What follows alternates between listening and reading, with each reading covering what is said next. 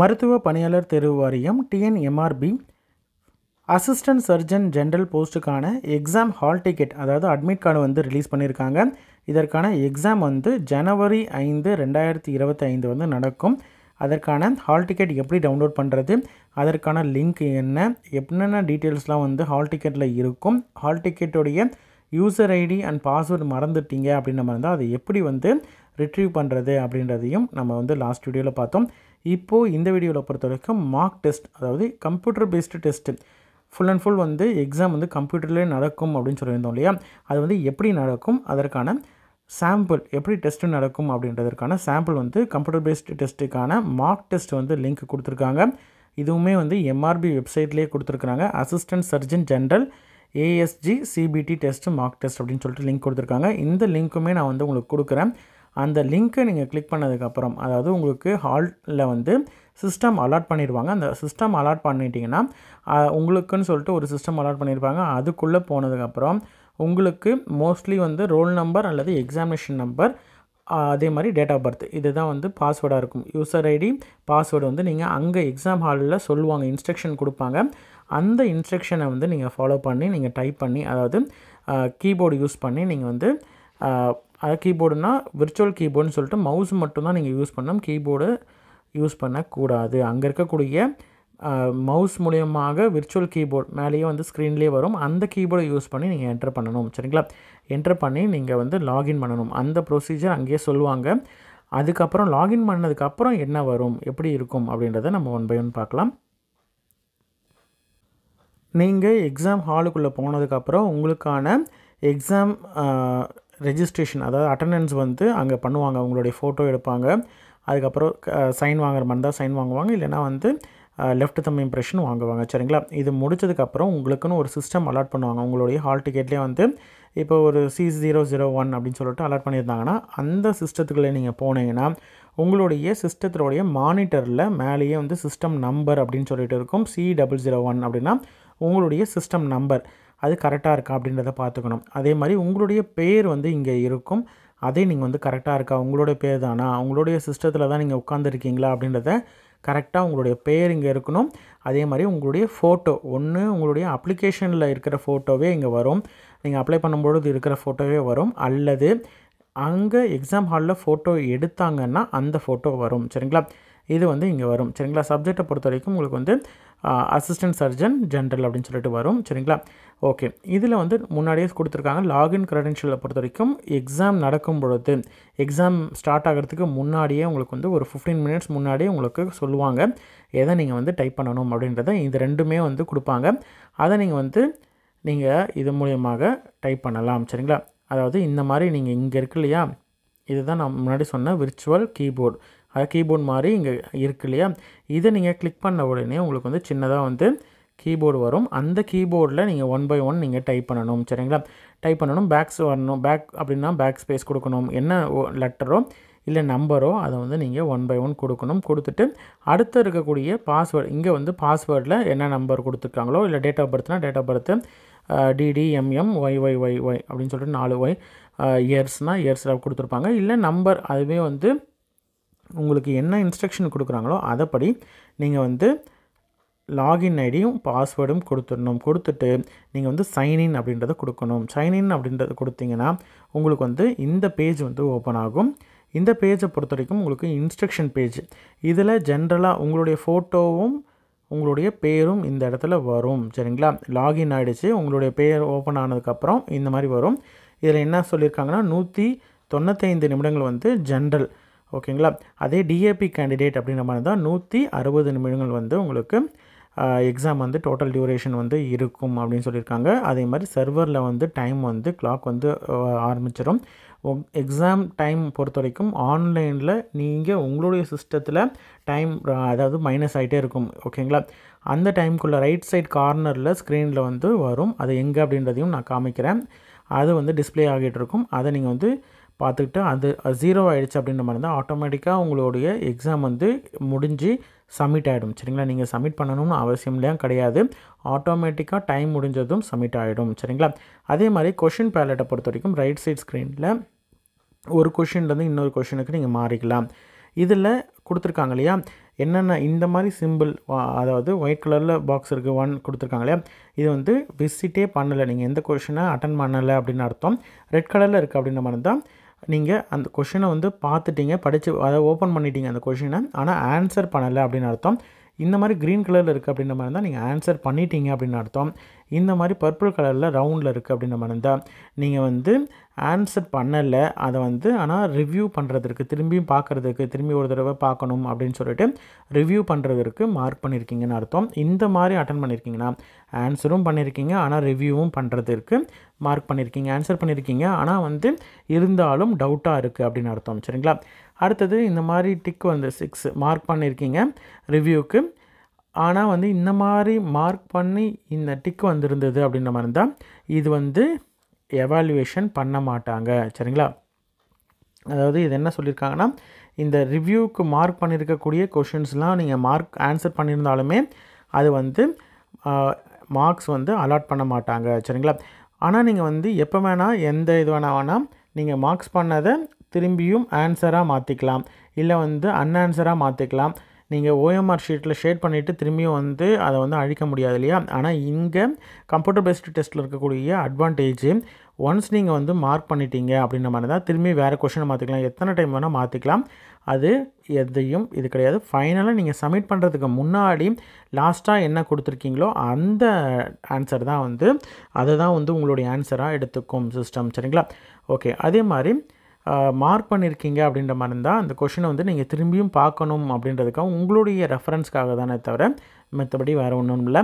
அதே மாதிரி right side இந்த மாதிரி ஆரோ மார்க் இருக்கு இல்லையா, இதை நீங்கள் கிளிக் பண்ண அடுத்தடுத்த கொஷின் வரும்.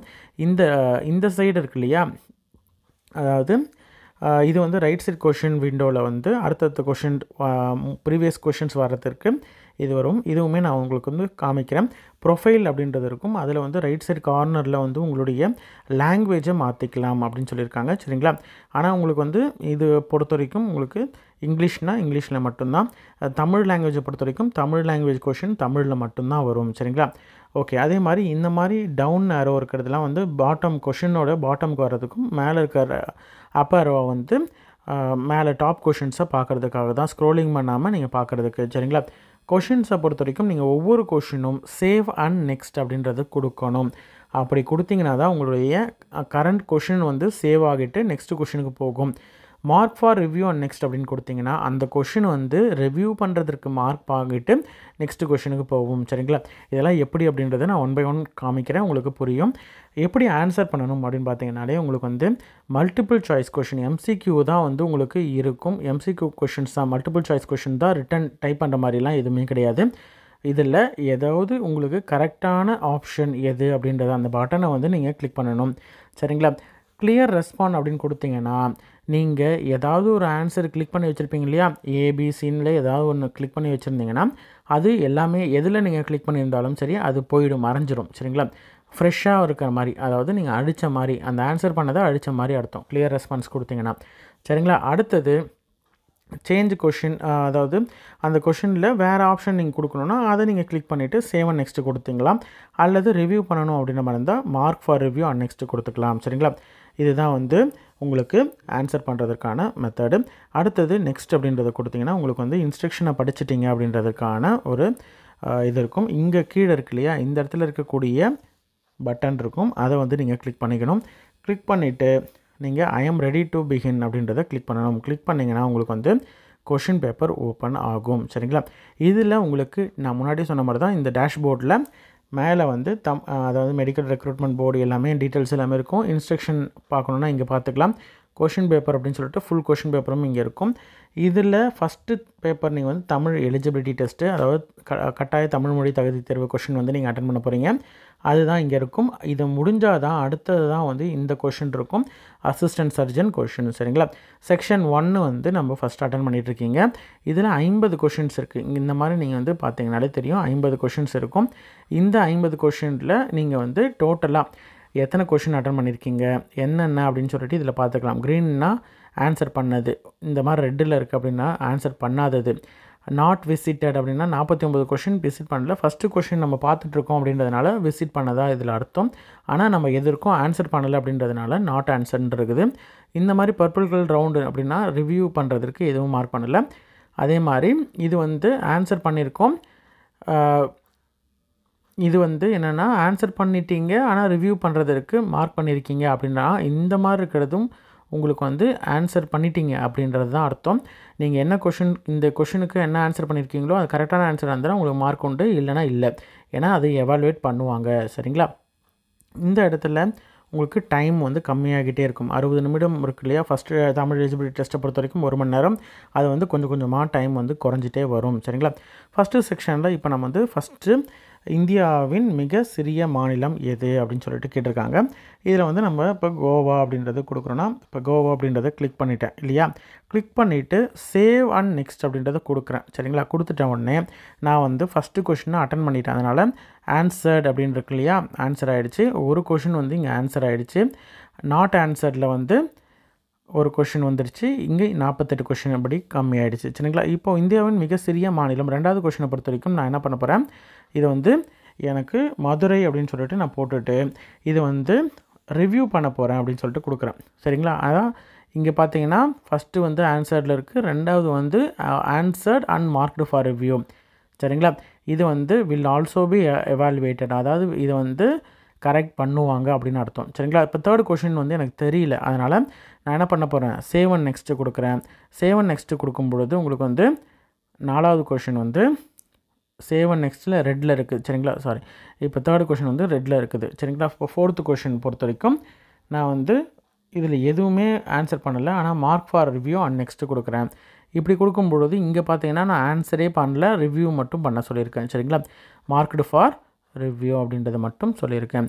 அடுத்து 5th கொஷின் வந்துடுச்சு, இதுவும் எனக்கு தெரியல அப்படின்னா நெக்ஸ்ட்டு சேவ் அண்ட் நெக்ஸ்ட்டு கொடுத்துட்றேன். 6th கொஷின் இருக்குது. 6th கொஷினை பொறுத்த வரைக்கும் எனக்கு வந்து கோவா அப்படின்றத கொடுக்குறேன். கொடுத்துட்டு சேவ் நெக்ஸ்ட் அப்படின்றத கொடுத்துட்டேன்.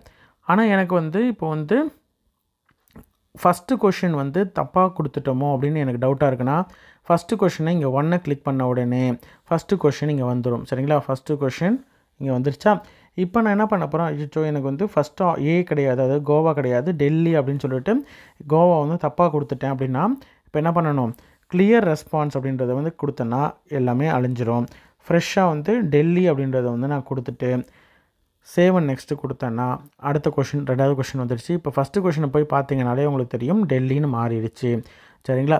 இப்படி தான் வந்து 1 by 1 இங்கே வந்து கொஷினை மாற்றிக்கலாம், ஆன்சர் பண்ணிக்கலாம். ஃபுல்லாக வந்து நீங்கள் எல்லாம் அட்டன் பண்ணதுக்கப்புறம் 50 கொஷினும் அட்டன் பண்ணி முடிச்சதுக்கப்புறம் உங்களுக்கு வந்து அடுத்ததாக இருக்கக்கூடிய அசிஸ்டன்ட் சர்ஜன் பேப்பர் வந்து ஓப்பன் ஆகும். சேம் இதே மாதிரி தான். சரிங்களா? இதே மாதிரி உங்களுக்கு ஒவ்வொரு கொஷினுக்கும் இந்த இது எல்லாமே வந்து வரும். இப்போ நீங்கள் பார்த்தீங்கனாலே தெரியும், 2 கொஷின் ஆன்சர் பண்ணிவிட்டேன், 4 கொஷின் வந்து நாட் ஆன்சர், 42 கொஷின் இன்னும் நான் வியூ பண்ணலை, ஒரு கொஷின் வந்து ரிவ்யூக்கு வச்சுருக்கிறேன், இன்னொரு கொஷின் ஆன்சர் பண்ணி ரிவ்யூக்கு வச்சுருக்கிறேன். சரிங்களா? இப்போ உங்களுக்கு 55 நிமிடங்கள் இன்னும் பாக்கி இருக்குது எக்ஸாமுக்கு. சரிங்களா? இந்த மாதிரி உங்களுக்கு வந்து டைமிங் வந்து ஓடிட்டே இருக்கும். ஒன்ஸ் டைமிங் முடிஞ்சதுக்கப்புறம் நீங்கள் வந்து அடுத்த கொஷின்ஸ் வந்து போய்க்கலாம். சரிங்களா? இன்கேஸ் ஃபுல் கொஷின் பேப்பர் நீங்கள் பார்க்கணும் அப்படின்ற மாதிரி தான் இந்த கொஷின் பேப்பர் அப்படின்றத கிளிக் பண்ணிங்கன்னா உங்களுக்கு வந்து இந்த மாதிரி வரும். தமிழ் லாங்குவேஜ் அப்படின்னு இருக்கு இல்லையா, இதில் உங்களுடைய கொஷின்ஸை மட்டும் நீங்கள் வந்து வியூ பண்ணி பார்த்துக்கலாம். சரிங்களா? இதுதான் வந்து உங்களுக்கு எக்ஸாம் அட்டன் பண்ணக்கூடிய மெத்தடு. இந்த வீடியோ வந்து உங்களுக்கு பயனுள்ளதாக இருக்கும் அப்படின்னு நம்புகிறேன். ஏன்னா இதே மாதிரி தான் எக்ஸாம்னு நீங்கள் வந்து டிட்டோ இதே மாதிரி தான் நீங்கள் அட்டன் பண்ண போகிறீங்க. கண்டிப்பாக இது வந்து உங்களுக்கு ஒரு சாம்பிள் மாதிரி இருக்கும். நீங்களும் வந்து இந்த மார்க் டெஸ்ட் லிங்க்கை வந்து நான் கொடுக்குறேன், அதை செக் பண்ணி பார்த்துக்கோங்க. ஒரு தடவை நீங்கள் அட்டன் பண்ணி பார்த்தீங்கன்னா உங்களுக்கு ஈஸியாக இருக்கும். சரிங்களா? இதுனா எக்ஸாமுக்கு அன்றைக்கி நீங்கள் போயிட்டு திடீர்னு நீங்கள் ஓப்பன் பண்ணி பார்க்கும்பொழுது எது எங்கெங்கே இருக்குது, இன்ஸ்ட்ரக்ஷன் எப்படி ஓப்பன் பண்ணுறது அப்படின்றத டவுட்ஃபுல்லாக இருக்கிறதுக்கு பதிலாக நீங்கள் ஒரு தடவை சாம்பிள் ட்ரை பண்ணி பார்க்கலாம். சரிங்களா? இந்த மார்க் டெஸ்ட் லிங்க் வந்து நான் உங்களுக்கு லிங்க் வந்து கொடுக்குறேன், அதை பார்த்து நீங்கள் யூஸ் பண்ணிக்கோங்க. உங்களோட ஃப்ரெண்ட்ஸ் சர்க்கிளில் எம்ஆர்பியோடைய எக்ஸாம் அப்ளை பண்ணியிருக்காங்க அப்படின்னு மாதிரி இருந்தால், அசிஸ்டன்ட் சர்ஜன் போஸ்ட்டுக்கோ இல்லை வேறு எந்த போஸ்ட்டுக்காவது கம்ப்யூட்டர் பேஸ்டு டெஸ்ட்டுக்கு அட்டன் பண்ணியிருக்காங்க அப்படின்ற மாதிரி இருந்தால் அவங்களுக்கு இந்த வீடியோவை அனுப்புங்க. கண்டிப்பாக அவங்களுக்கு யூஸ்ஃபுல்லாக இருக்கும். சரிங்களா? அதே மாதிரி இம்பார்ட்டன்ட் அப்டேட்ஸ் வந்து எம்ஆர்பிலேருந்து வந்துகிட்டே இருக்குது, அதை பற்றி நம்ம வந்து நெக்ஸ்ட் வீடியோவில் பார்க்கலாம். சரிங்களா? நன்றி.